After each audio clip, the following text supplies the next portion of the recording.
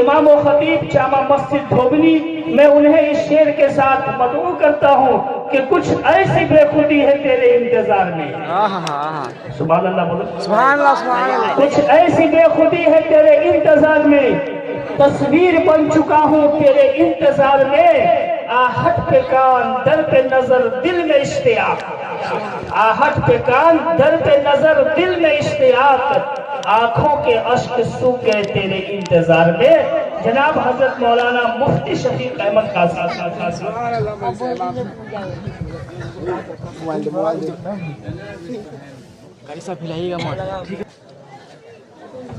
السلام علیکم ورحمۃ اللہ وبرکاتہ۔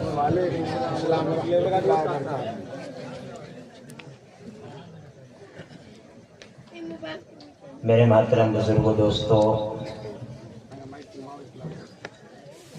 آپ تمامی حضرات قابل مبارکباد ہیں جو اس وقت تک دین کی باتیں سننے کے لیے یہاں موجود ہیں، اور میں باہر سے آئے ہوئے اپنے مہمان کرام کا خیر مقدم کرتا ہوں اور ان کا شکریہ ادا کرتا ہوں کہ انہوں نے اپنے قیمتی وقت نکال کر کے اس محفل کو سجایا اور رونق بخشا۔ آپ حضرات جتنی دیر سنے دل جمعی کے ساتھ سنے اور جانے کی فضا نہ بنائے، دعا مانگ کر آپ جائیں، کیونکہ بھرے مجمع کے اندر اور ایک جماعت کے ساتھ جو دعا کی جاتی ہے، پتہ نہ اس جماعت کے اندر کون آدمی اللہ کو پیارا اور پسندیدہ ہو اور اللہ تعالیٰ اس کی پکار کو سن لے اور اس کے صدقے میں ہماری مغفرت ہو جائے۔ اللہ تعالیٰ ہمارے گناہوں کو معاف فرما دے۔ الحمد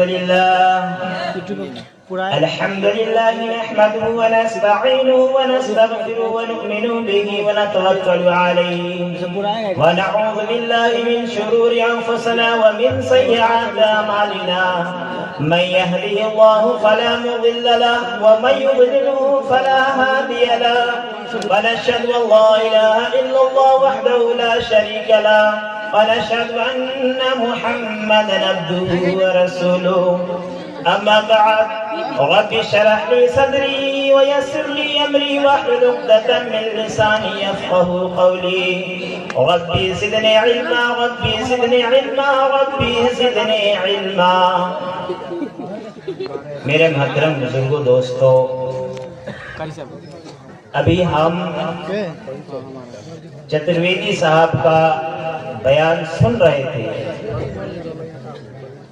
اور انہوں نے بہت ہی بہتر انداز میں ایکتائیت کو بیان کیا، اتحاد اور اتفاق اور اجتماعیت کو بیان کیا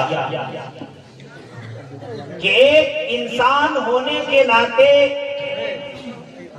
ہم سب کے سب جو ہیں آپس میں بھائی ہیں، کیونکہ اگر کسی انسان کا بھی خون اس کے کسی جسم کو کاٹا جائے، چاہے وہ ہندو ہو چاہے وہ مسلمان ہو، تو ان دونوں کا خون کا رنگ ایک ہی ہوگا۔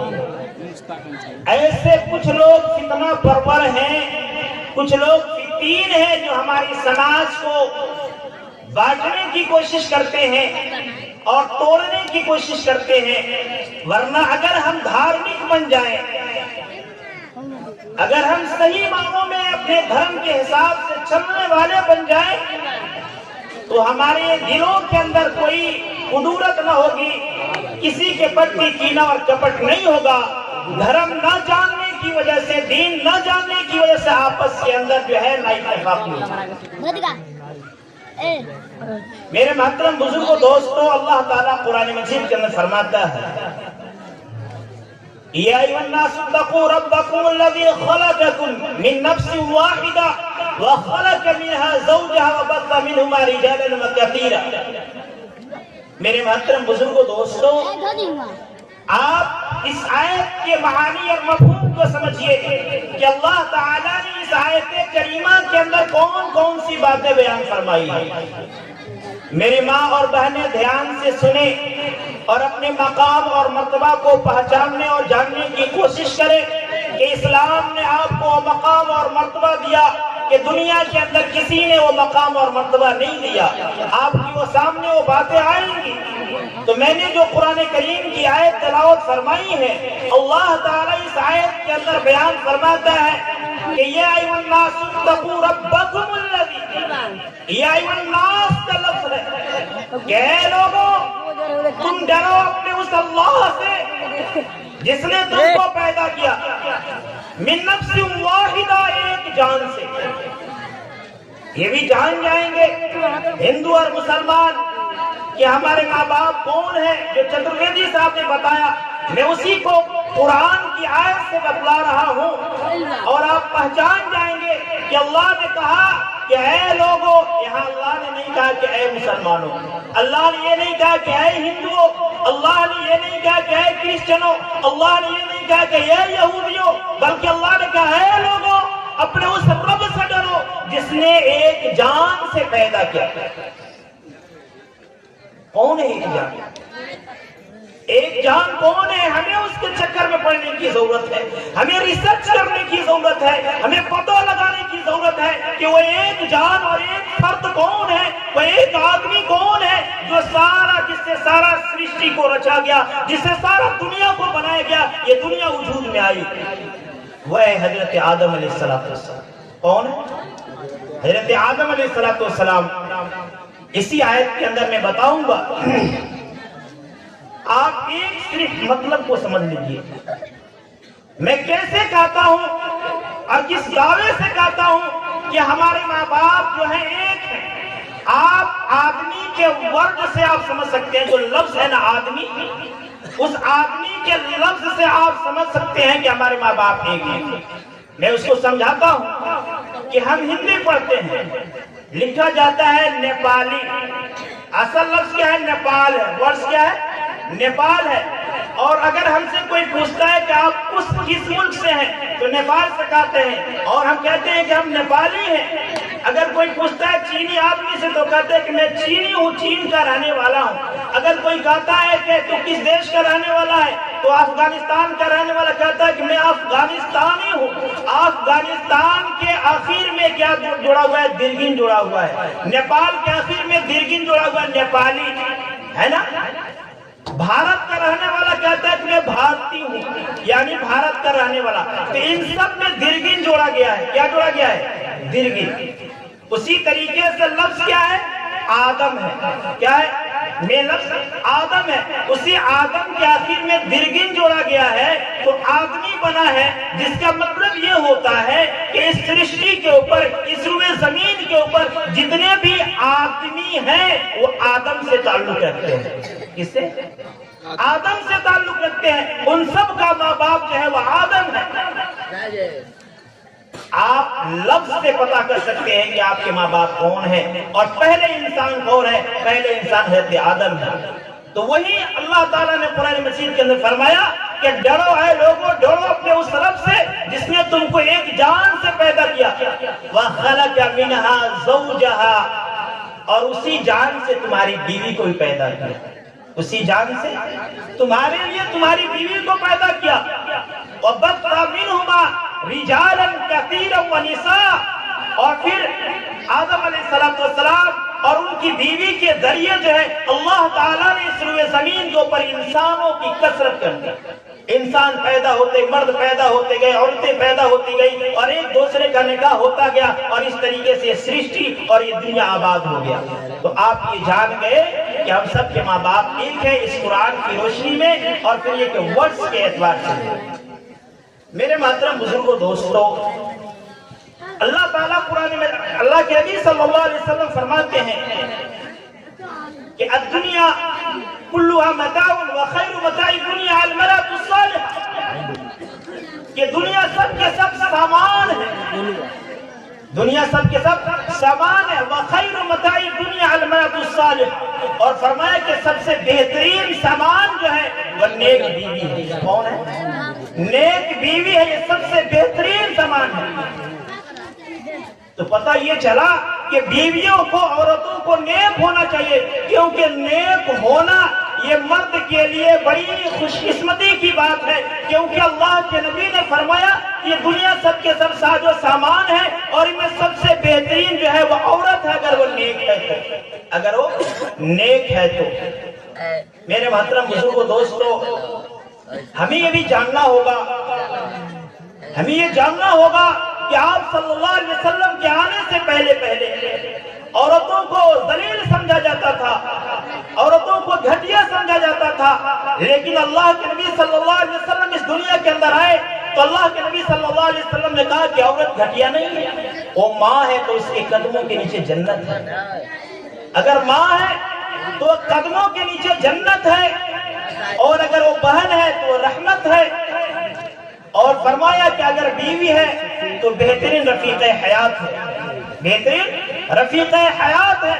تو عورتوں کو اللہ تعالیٰ نے یہ مقام دیا کہ اس کے پیروں کے نیچے کیا کہا کہ جنت ہے، اور عورت کا اتنا مقام و مرتبہ ہے، اور اللہ نے اتنا اس کے لیے ثواب رکھا ہے کہ اگر عورت کھانا بناتی ہے، اگر عورت کھانا بناتی ہے تو شریعت اسلام یہ کہتا ہے کہ کھانا بنانے کے اندر بھی عورت کو ثواب ہے، بشرطے کہ اس کو خوش دلی کے ساتھ کرے اور اس نیت کے ساتھ کرے کہ میں یہ کھانا اپنے شوہر کے لیے بناتا ہوں اور اپنے پریوار کے لیے بناتا ہوں، اور اس کو اس کے جو تکلیف ہو کھانا بنانے میں، دھواں جو برداشت کرے اور جو چیزوں کو برداشت کرے، اور خوش دلی کے ساتھ اور اچھی نیت کے ساتھ اگر وہ کھانا بناتی ہے، اللہ تعالیٰ اس کے کھانا بنانے کے اندر بھی ثواب عطا فرمائے۔ یہی نہیں، ایک عورت، ایک لڑکی کی شادی ہو گئی، وہ اپنے سسرال چلی گئی، لیکن فرمایا کہ اگر وہ لڑکی، اگر وہ عورت اپنے گھر آتی ہے لیکن کوئی نیت نہیں ہے، اپنے گھر آتی ہے لیکن جب وہ گھر سے یہ نیت کر کے چلے کہ میں اپنے ماں باپ کی زیارت کے لیے جا رہی ہوں، اور وہ گھر سے چلے، تو میرے محترم بزرگوں دوستو، اس کے اپنے سسرال سے گھر آنے پر بھی اس کو ثواب ہے۔ فرق کیا ہے؟ نیت کر لے کہ جب وہ اپنے سسرال سے گھر چلے تو یہ نیت کر کے چلے کہ میں اپنے ماں باپ کی زیارت کے لیے جا رہا ہوں، میں اپنے ماں باپ کو دیکھنے کے لیے جا رہا ہوں، تو اس کو اس کے اندر ثواب ملے گا۔ میرے محترم بزرگوں دوستو، اللہ کے نبی صلی اللہ علیہ وسلم نے فرمایا کہ المرأة اذا صلت خمسها وصامت شهرها واحسنت فرضها وبالت زوجها، اس کے اندر اللہ کے نبی نے 4 کام بتایا، یہ سب عورتوں کے لیے، یہ دھیان سے سنیں کہ اللہ کے نبی صلی اللہ علیہ وسلم نے فرمایا کہ جو عورت 5 وقت کی نماز پڑھ لے، کتنے وقت کی؟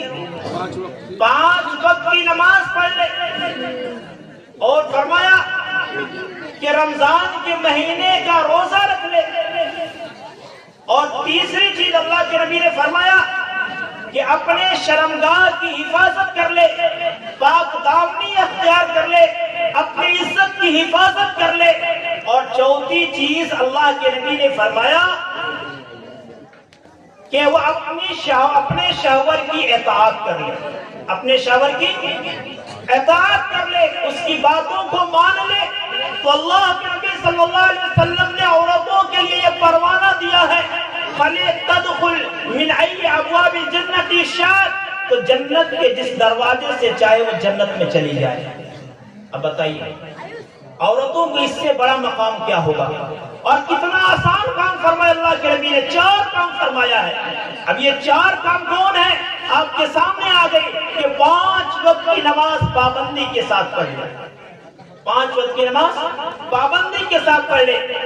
آپ آج وعدہ کریں اس مجلس کے اندر کہ میں یہاں سے جب گھر جاؤں گی تو میں صبح سے نماز پڑھنا شروع کر دوں گی، انشاءاللہ ایسا کریں گے نا؟ یہ وعدہ کرے اس مجلس کے اندر، پکا پختہ ارادہ کر لے، عزم کر لے کہ میں گھر جاؤں گی تو آج صبح ہی سے فجر کی نماز شروع کر دوں گی، اور 5 وقت کی نماز پابندی کے ساتھ پڑھوں گی، کیونکہ اللہ کے نبی نے فرمایا ہے کہ جو عورت 5 وقت کی نماز پڑھ لے اور رمضان کے مہینے کا روزہ رکھ لے۔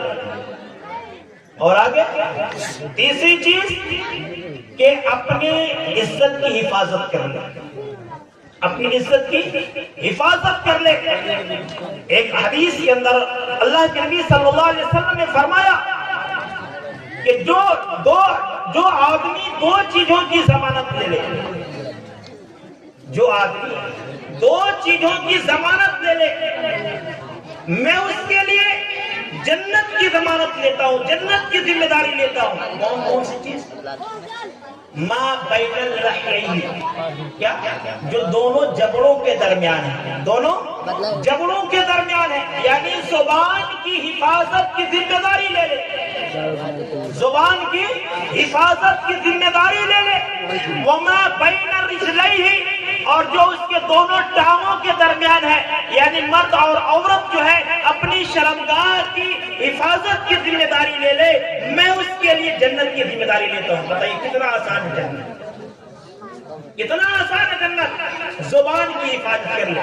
لیکن میرے محترم بزرگوں دوستو، ہماری ماں بہنوں کی جو زبان چلتی ہے نا، وہ پوچھنے کے لائق نہیں ہے۔ زبان سے وہ باتیں نکال دیتی ہے کہ بنے بنائے ہوئے رشتے کو توڑ دیتی ہے، وہ دو بھائیوں کے درمیان لڑائیاں کر دیتی ہے، دو خاندانوں کے درمیان جدائیاں پیدا کر دیتی ہے، دو خاندانوں کے درمیان جو اتفاق تھا، پیار و محبت تھا، اس کو ختم کر دیتی ہے، بھائیوں کے درمیان جو محبت تھا اس کو ختم کر دیتی ہے۔ وہ بھائی جو بچپن کے اندر انگلیاں پکڑ کر کے اپنے بھائی کو چلاتا تھا، ان بھائیوں کے درمیان بھی جدائیاں کرا دیتی ہے اپنی زبان۔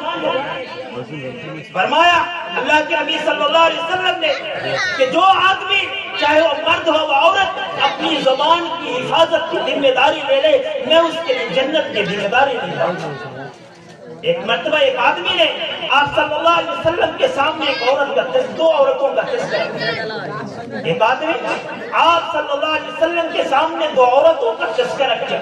فرمایا وہ آدمی ایک عورت ہے جو بہت تہجد گزار ہے، بہت نماز پڑھتی ہے، بہت روزہ رکھتی ہے، کثرت سے نوافل پڑھتی ہے، رات و دن تسبیح میں ذکر و اذکار میں لگی رہتی ہے، ذکر و اذکار میں لگی رہتی ہے، لیکن اس کے پڑوسی اس کے شر سے محفوظ نہیں ہے۔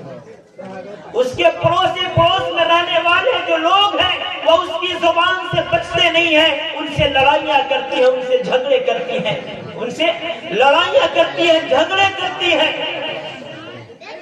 بہت زبان دراز ہے، زبان کینچیوں کی طرف اس کی چلتی ہے۔ اللہ کے نبی صلی اللہ علیہ وسلم نے فرمایا کہ وہ عورت جہنم کیا ہے؟ وہ عورت جہنمی ہے۔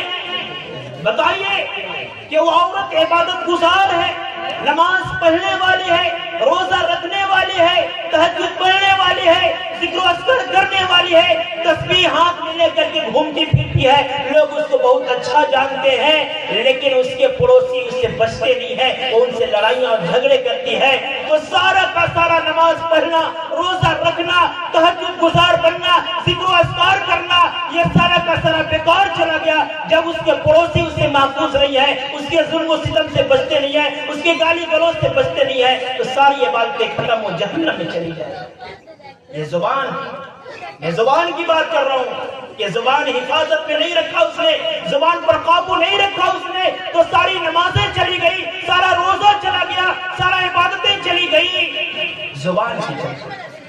اور ایک عورت کا تذکرہ کیا اللہ کے نبی صلی اللہ علیہ وسلم کے سامنے کہ ایک عورت نماز بہت کم پڑھتی ہے، روزہ کم رکھتی ہے، عبادتیں کم کرتی ہے، لیکن اس کے پڑوسی جو ہے نا، اس کے اگل بگل کے جو لوگ ہیں نا، اس کی بہت عزت کی نگاہوں سے دیکھتے ہیں۔ وہ کسی سے جھگڑا نہیں کرتی، وہ کسی سے لڑائی نہیں کرتی، وہ کسی کو گالی نہیں دیتی۔ اللہ کے نبی صلی اللہ علیہ وسلم نے فرمایا کہ یہ عورت جنتی ہوگی، یہ عورت جنتی ہوگی۔ اس نے اپنی زبان کی حفاظت کر لی، نماز روزہ کم کیا، اس کے پڑوسی اس کے سر سے محفوظ ہو گئے، اللہ نے جنت کی بشارت دے دی۔ وہ رات و دن عبادتیں کرتی تھی، لیکن اس کے پڑوسی اس سے خوش نہیں تھے، اللہ نے اسے جہنم کہا دیا، جہنمی ہے۔ اس لیے میں اپنی ماں اور بہنوں سے یہ گزارش کرنا چاہتا ہوں کہ اپنی زبان کی حفاظت کیجیے اور اپنے پڑوسی کو اپنے سے خوش رکھیے۔ کہیں ایسا نہ ہو کہ آپ کے پڑوسی آپ سے خوش نہ ہو اور آپ رات بھر عبادتیں کرتی رہتی ہو، رات بھر عبادتیں کرتی رہتی ہو اور آپ کا پڑوسی آپ سے خوش نہ ہو۔ اللہ کے نبی صلی اللہ علیہ وسلم نے فرمایا المسلمون کہ مسلمان وہ آدمی ہے جس کے شر سے اور اس کی زبان سے دوسرے مسلمان محفوظ ہو جائے. کیا فرمایا؟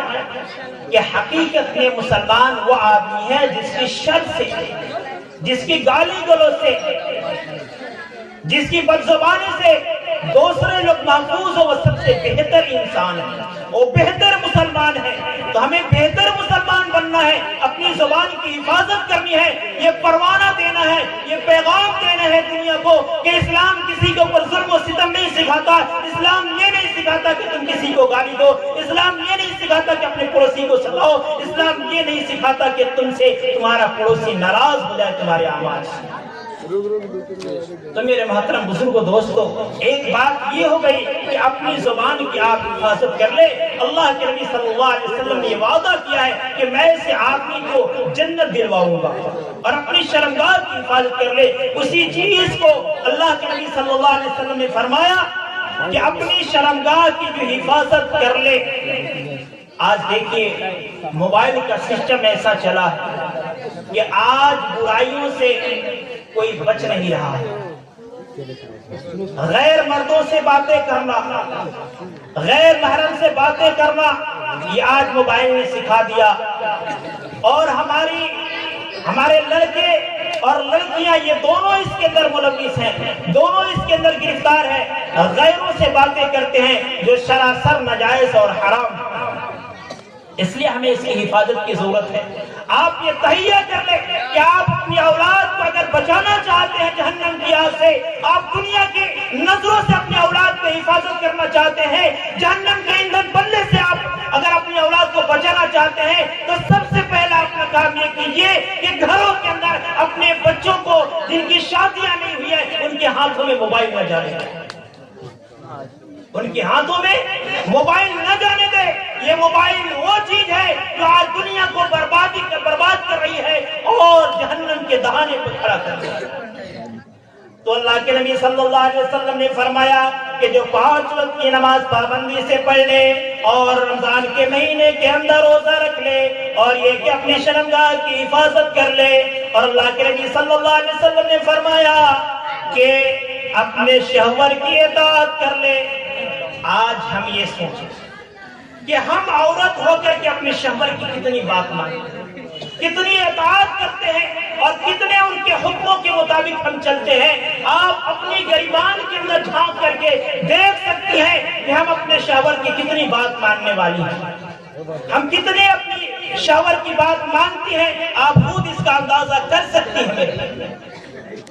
آج گھر کے اندر حالات یہ ہے کہ کہیں نہ کہیں ہر شوہر اپنی عورت سے، اپنی بیوی سے کسی نہ کسی معاملات کے اندر پریشان حال ہے. اور آپ یہ جان لیں کہ اگر ایک عورت ہے اور اس سے اس کا شوہر ناراض ہو جائے تو جب تک وہ راضی نہ ہو جائے اللہ کی لعنتیں اس کے اوپر برستی رہتی ہیں. اللہ کی لعنتیں برستی رہتی ہے. وہ ایک عورتیں تھیں اس زمانے کے اندر، آپ صلی اللہ علیہ وسلم کے زمانے کے اندر عورتیں تھیں جو یہ کہا کرتی تھی اپنے شوہر سے، اگر شوہر ناراض ہو جاتا تو یہ کہتی تھی کہ میرا یہ سر آپ کے قدموں کے اندر ہے، میرا ہاتھ آپ کے چرنوں کے اندر ہے، جب تک آپ راضی نہ ہو جائے میں اس وقت تک میں آپ کے چرنوں سے اپنے سر کو نہیں اٹھاؤں. یہ کہا کرتے ہیں. آج یہ عورتیں ہیں کہ چاہے شوہر کہیں چلا جائے، کتنا وہ ناراض ہو جائے، لیکن اس عورت کو ذرا برابر فرق نہیں پڑتا ہے، جبکہ اللہ کی لعنتیں اور پوری دنیا کی لعنتیں اس کے اوپر پڑتی ہیں. میرے محترم بزرگوں دوستو، اللہ تعالیٰ نے قرآن مجید کے اندر فرمایا وَمِنْ آیَاتِهِ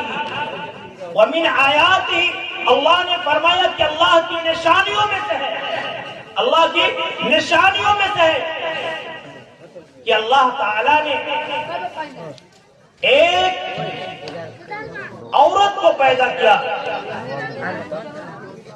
ایک بیوی کو پیدا کیا.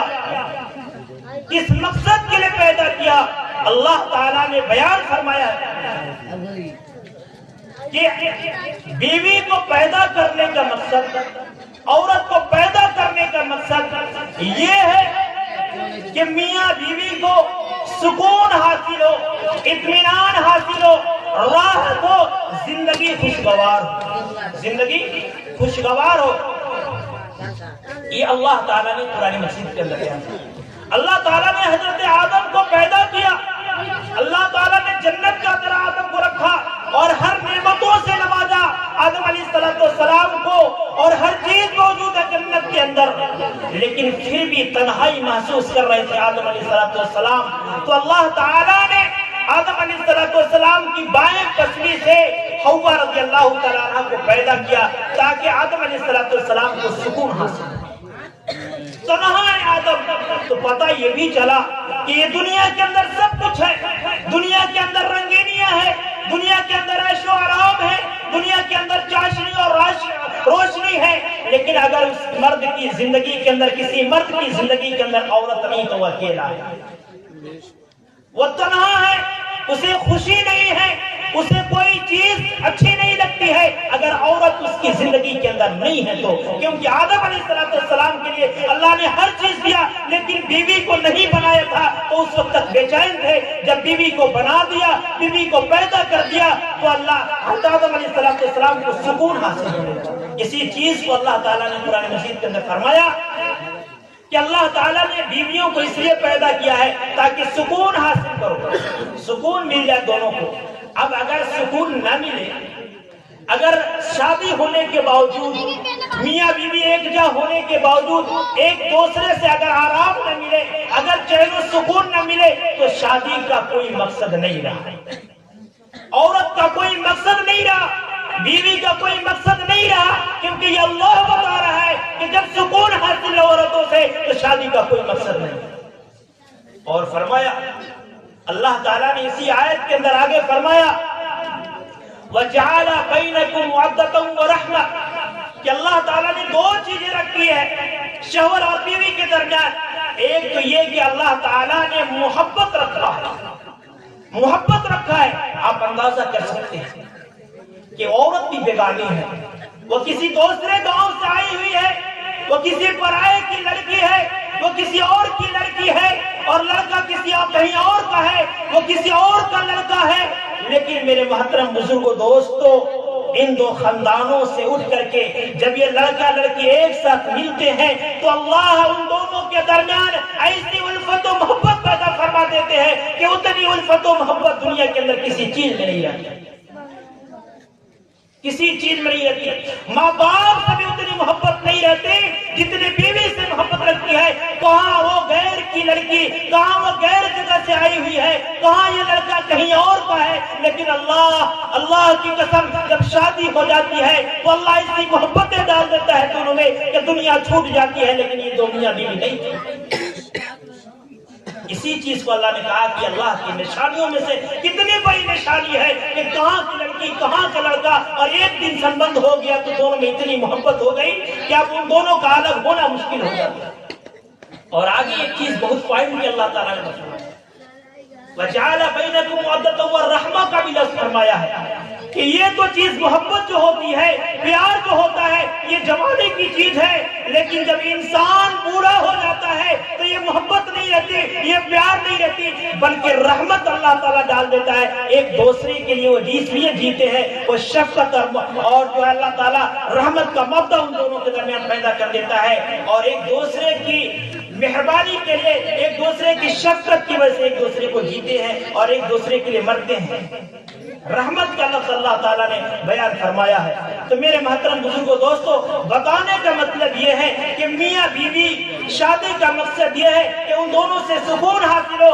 اگر سکون نہ حاصل ہو تو پھر شادی کا کوئی مقصد نہیں ملے۔ میری ماں اور بہنوں، اس لیے اس بات کو آپ دل سے باندھ لیں اور اپنی اس بات کو پختہ اپنے دل کے اندر بیٹھا لے کہ مجھ سے میرا شوہر ناراض نہ ہو۔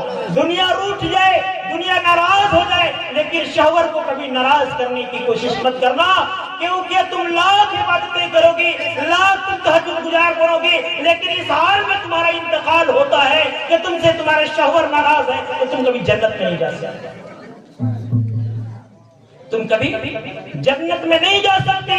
تمہارا اس حال میں انتقال ہوتا ہے کہ تمہارا شوہر تم سے روٹھا ہوا ہے، تم سے ناراض ہے، تم سے باتیں نہیں کرتا ہے، تم اس سے روٹھی ہوئی ہو، تم اسے تمہارا انتقال ہو جاتا ہے تو تم کبھی جنت میں نہیں جا سکتے، چاہے تم لاکھ نمازیں گزار لو، لاکھ نمازیں پڑھتی رہو، لیکن کوئی فائدہ دینے والا نہیں۔ تو میرے محترم بزرگوں دوستو، اللہ کے نبی صلی اللہ علیہ وسلم نے فرمایا کہ وَأَطَاعَتْ بَالَهَا، کہ اپنے شوہر کی فرما بردار بن جائے، اور فرمایا میرے محترم بزرگوں دوستو، اللہ کے نبی نے کہ جب جنت کے جس دروازے سے چاہے یہ 4 کام کر کے چلی جائے، جنت کے اندر چلی جائے۔ میرے محترم بزرگوں دوستو، میری ماں اور بہنوں، کہ ان 4 چیزوں کو اپنے گرہ سے باندھ لے، اور ایک چیز 3-4 چیزیں میں بتا کر اپنی بات ختم کرتا ہوں۔ ایک یہ کہ اپنے گھر کو آباد کرنے کی کوشش کیجیے، اپنے گھر کو برباد کرنے کی کوشش نہ کرے، کیونکہ گھر جو جنت بنتا ہے نا، یہ عورتوں سے بنتا ہے۔ اگر عورتوں کے اندر جو گھروں کے اندر آتی ہے، اتحاد اور اتفاق رہا، میل ملاپ رہا، ایک دوسرے کے لیے قربانیاں رہی، قربانیاں کیا مطلب؟ ایک دوسرے کے لیے قربانیاں رہی کہ گھر کے اندر چند کام ہے، لیکن میں یہ سوچ لوں، میں عورت ہوں، میں یہ سوچ لوں کہ میں گھر کا سارا کام میں کروں گی، میں کسی اور کو نہیں کرنے دوں گی، اپنا سارا وقت اور اپنی محنت دوسرے کے اوپر قربان کر دے، پھر اس گھر کے اندر جھگڑا نہیں ہوگا، گھر کے اندر جھگڑا نہیں ہوگا۔ دوسری عورت یہ سوچے کہ میں ہی سارا کام کر دیتا ہوں، کسی اور کو میں نہیں کرنے دوں گی، تو پھر اس گھر کے اندر جھگڑا نہیں ہوگا۔ تو قربانیاں سیکھے، اپنے آپ کو ایک دوسرے کے لیے قربان کر دو، اپنے اوقات کو قربان کر دو، وہ گھر آباد ہو جائے گا۔ کیونکہ ایک عورت کی مثال گھر کے لیے دھاگے کی طرح ہے، اس کے لیے دھاگے کی طرح ہے، اور دھاگے کے اندر جو موتی پرے ہوئے ہوتے ہیں نا، وہ گھر کے فیملی اور پریوار ہے۔ اگر دھاگا ٹوٹ جائے تو فیملی کا شیراجہ کہاں بکھر جائے، کون سی موتی کہاں چلا جائے، یہ پتہ نہیں چلتا ہے۔ اسی طرح گھر کے اندر اگر عورتیں بگڑ جائے تو گھر کا شیراجہ بکھر جاتا ہے، کہیں کوئی اور چلا جاتا ہے، کہیں کوئی اور چلا جاتا ہے، سب ایک دوسرے سے الگ ہو جاتے ہیں، نفرتیں کرنے لگتے ہیں۔ تو آپ کو گھر کے اندر دھاگا بن کے رہنا ہے۔ کیا بن کے رہنا ہے؟ دھاگا۔ آپ اپنے آپ کو اس دھاگے کو توڑنا نہیں ہے، کبھی ٹوٹنے نہیں دینا ہے۔ تو اگر وہ دھاگا ٹوٹ گیا تو آپ کا گھر جنت کا باغ نہیں بنے گا، وہ جہنم کا گڈھا بن جائے گا، جینا نرک ہو جائے گا، جینا مشکل ہو جائے گا اس گھر کے اندر۔ رات دن آپ کتنا کچھ بھی کر لے، باہر سے پیسے کما لے، باہر سے آپ اناج اگا لے، آپ راتوں دن تہجد گزار بن جائے، لیکن گھر کا ماحول ٹھیک نہیں ہے تو آپ کو چین و سکون نہیں ملے گا۔ تو آپ میری ماں بہنوں سے گزارش ہے کہ آپ دھاگا بننے کی کوشش کریں، اور بہوؤں سے یہ درخواست ہے، یہ 3-4 درخواستیں میں کروں گا، اپنی بات ختم کروں گا، کہ بہوؤں سے یہ درخواست ہے کہ آپ اپنی ساس اور سسر کی خدمت گزار بن جائیں، اپنی ساس اور سسر کی خدمت کرنے والی بن جائے۔ انشاءاللہ آپ اس گھر کے اندر رانی بن کے رہیں گی، مہرانی بن کر رہے گی، نوکرانی بن کر اس گھر کے اندر آپ کبھی نہیں رہیں گی۔ جب آپ نے اپنے اندر یہ خوبی، یہ صفت اپنا لیا، خدمت گزاری کا ہنر سیکھ لیا، ساس کی خدمت کرنا سیکھ گئی اور سسر کی خدمت کرنا سیکھ گئی، تو آپ اس گھر کے اندر نوکرانی نہیں، رانی بن کر زندگی گزارے گا۔ آپ اپنی ساس کے لیے وقت دینا سیکھے، اپنے سسر کے لیے وقت دینا سیکھے۔ میں ایک واقعہ اس کے اوپر بتا دوں ایک واقعہ یہ ہے کہ ایک عورت تھی، اس کی شادی ہوئی، شادی ہونے کے بعد چند دنوں تک وہ ٹھیک ٹھاک رہی، اس کے بعد اس کا مزاج بگڑنا شروع ہو گیا، وہ اپنے شوہر کو پریشان کرنے لگی کہ آپ اپنے ماں باپ کو چھوڑ کر کے اور ہم اکیلے چلے جائیں اور ان بوڑھوں کو الگ کر دیں، وہ الگ اپنی زندگی گزاریں گے، ہم الگ رہیں گے۔ اور وہ عورت ہمیشہ اس فکر میں رہتی تھی کہ میں کون سی تدبیر اختیار کروں، کون سا طریقہ اختیار کروں جس سے یہ بوڑھی مر جائے۔ ساس سے اس کو بنتی نہیں، ہر بات کے اندر ساس اس کو ٹوکتی تھی، روکتی تھی اور اس کو سمجھاتی بجھاتی تھی۔ اس عورت کو اچھا نہیں لگتا تھا ساس کا ٹوکنا، ساس کا سمجھانا بجھانا، تو اس فکر میں وہ پڑ گئی کہ کس طریقے سے یہ بوڑھی لڑک جائے، اس کو قبرستان میں پہنچا دیا جائے، اس کو دفنا دیا جائے تاکہ میرا چھٹکارا جو ہے ان سے ہو جائے۔ اتفاق سے ایک دن وہ بوڑھی بیمار ہو گئی۔ کیا ہو گئی؟ وہ بیمار ہو گئی۔ تو اب اس بوڑھی اپنی ساس کو یہ عورت لے کر کے گئی کسی حکیم صاحب ڈاکٹر صاحب کے پاس، اور جا کر کہا اس حکیم صاحب سے، ڈاکٹر صاحب سے، کہ ڈاکٹر صاحب یہ بہت پریشان کرتی ہے ہم کو، یہ صحیح سے ہمیں جینے نہیں دیتی، یہ زندگی گزارنے نہیں دیتی، آپ کوئی ایسی تدبیر اختیار کیجئے کہ بوڑھی جلدی مر جائے، بوڑھی جلدی مر جائے، کوئی ایسی دوا دیجئے کہ یہ بوڑھی مر جائے۔ ڈاکٹر صاحب ہوشیار تھے، وہ سمجھ گئے، کہنے لگے ٹھیک ہے، میں دوا لکھ دیتا ہوں، لیکن میں دوا وہ لکھوں گا تاکہ وہ جلدی نہ مرے، کیونکہ اگر وہ جلدی مر جائے گی نا تو لوگ شک کریں گے تم پر کہ یہ دوائی کرنے کے لیے نہیں لے گئی تھی، اس کو موانے کے لیے لے گئی، اسی نے کوئی چیز دے دیا اس کو وہ مر گئی ہے۔ میں سولو پوائزن دیتا ہوں تو دھیرے دھیرے کام کرے گا، سالوں سال لگے گا، لیکن شرط یہ ہے کہ اس دوا کو تمہیں گرانا ہوگا اور اپنے اس ساس کی ہر وقت میں دیکھ بھال کرنی ہوگی، خدمت کرنا ہوگا، تاکہ لوگوں کو شک نہ ہو جائے کہ تم نے اس کو مار دیا ہے، تم نے اس کو مار دیا ہے۔ اب بیچارہ دوائی لے کر کے خوشی بخوشی گھر آ گئی، اب تو مزہ آ جائے گا، ڈاکٹر صاحب نے سال بھر کا وقت دیا ہے، سال بھر میں عورت بوڑھی چلی جائے گی، میں عیش و آرام کے ساتھ زندگی گزاروں گی۔ لے کر آئی، کھلانے لگی، دوا پلانے لگی، خدمت کرنے لگی۔ اب کرتے کرتے جب سال قریب آیا تو اب اس عورت کو اپنی ساس سے محبت ہو گئی، اپنی ساس سے محبت ہو گئی۔ اب اس کو تکلیف ہونے لگی کہ میں نے تو ڈاکٹر صاحب سے زہر لیا تھا کہ یہ بوڑھی مر جائے، اب یہ پریشان ہونے لگی کہ میری ساس نہ مرے، میری ساس نہ مرے، کہیں ایسا نہ ہو کہ مر جائے، پریشان ہونے لگی۔ اسی چکر میں ڈاکٹر صاحب کے پاس ہو جاتی ہے اور کہتی ہے کہ ڈاکٹر صاحب اب کوئی ایسی دوا دیجئے کہ میری ساس نہ مرے، میری ساس نہ مرے، کوئی ایسی دوا تجویز کیجئے کہ میری ساس نہ مرے۔ اب میں یہ نہیں چاہتا کہ میری ساس اس دنیا سے چلی جائے، میں یہ چاہتی ہوں کہ میری ساس میری زندگی تک رہے۔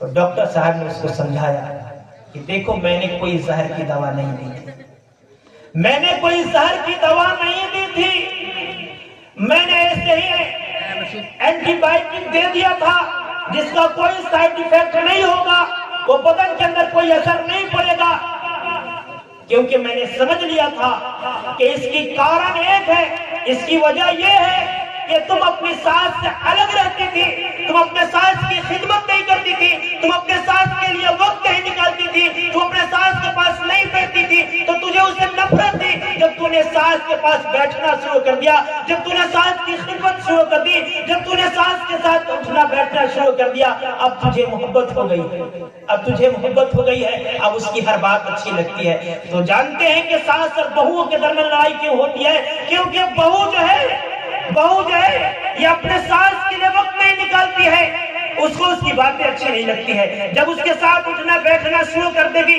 وقت دینا شروع کر دے گی، تو پھر اس کو وہی ساس اچھی لگنے لگے گی، کیونکہ چیز وہی قیمتی لگتی ہے جس کے اوپر خرچ ہوتا ہے۔ یہ موبائل ہے نا، 20,000 کا موبائل ہے نا، تو اس کی کتنی فکر رہتی ہے کہ کہیں گر نہ جائے اور ٹوٹ نہ جائے، پھوٹ نہ جائے، ہمیشہ اس کی حفاظت کرتا ہے۔ نیا موبائل خرید کر لاتا ہے تو کور خریدتا ہے کہ گرے نہ پھوٹے نہ، حفاظت سے رہے۔ کیوں؟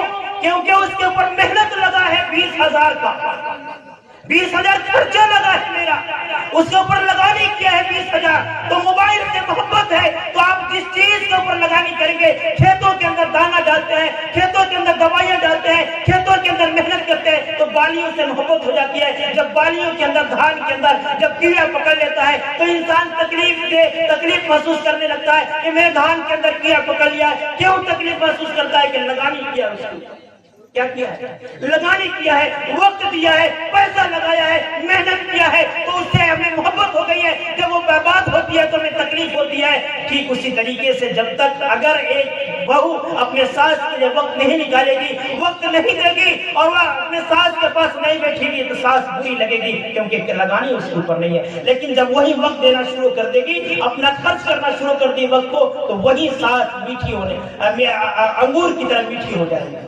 اس لیے یہ بہوؤں سے درخواست ہے کہ اپنے ساس کی خدمت کرے، اپنے ساس کی خدمت کرے۔ گھر آباد ہوگا اس طریقے سے جب آپ یہ طریقہ اپنائیں گی، آپ نمازی بنیں گی، تہجد گزار بنیں گی، اور آپ اپنے گھروں کے اندر قرآن کی تلاوت کریں گی۔ خدا کی قسم اللہ گھروں کے اندر وہ رحمت بھیجے گا، وہ برکت بھیجے گا، اور پھر آپ کے اخلاق اور صفات سے وہ ماحول پیدا ہوگا کہ وہ گھر جو ٹوٹنے کے قریب تھا گلے گلزار بن جائے گا۔ اس لیے میری ماں بہنوں سے یہ گزارش ہے کہ آپ ان باتوں کے اوپر دھیان دیں، آپ 5 وقت کی نماز پابندی کے ساتھ پڑھیں، اور آپ روزے رکھیں، اور یہ کہ اپنے شرمگاہ کی حفاظت کریں۔ غلط نگاہیں دونوں کے لیے ہے کہ غلط نگاہیں کہیں اور نہ پڑے، چاہے وہ مرد ہو چاہے وہ عورت ہو، دونوں کی حفاظت کا حکم اللہ تعالیٰ نے قرآن مجید کے اندر دیا ہے۔ تو اپنی نگاہوں کی نیچی رکھے، چاہے وہ مرد ہو چاہے وہ عورت ہو۔ اگر ایک مرتبہ نگاہ کہیں اٹھ جائے تو معاف ہے، لیکن دوبارہ اٹھا کر آپ دیکھتے رہیں گے یہ معاف نہیں ہے۔ النظرۃ الاولی لگا کہ پہلی نظر تو معاف ہے، لیست الثانیہ لگا، لیکن دوسری نظر یہ معاف نہیں ہے۔ اس لیے آپ کو نظر اٹھا کر بار بار نہیں دیکھیں۔ اللہ تعالیٰ سے دعا کرے کہ اللہ تعالیٰ ہمارے گھروں کو آباد کرے، اور ہماری عورتوں کو گھروں کو جنت کے باغ بنانے کی فکر کرے، اور یہ کہ اللہ تعالیٰ ہم تمام لوگوں کے دلوں کو ملا دے، اور تمام قسم کے نا اتفاقی سے نا اتحادی سے اور لڑائی جھگڑوں سے ہم سب کے گھروں کی اللہ تعالیٰ حفاظت فرمائے، اور اللہ تعالیٰ سے دعا کرے کہ ہماری ماں بہنوں کو گھروں کو گلے گلزار بنانے کی فکر پیدا کرے۔ اللہ تعالیٰ ہم سب کو کہنے سننے زیادہ عمل کی توفیق عطا فرمائے۔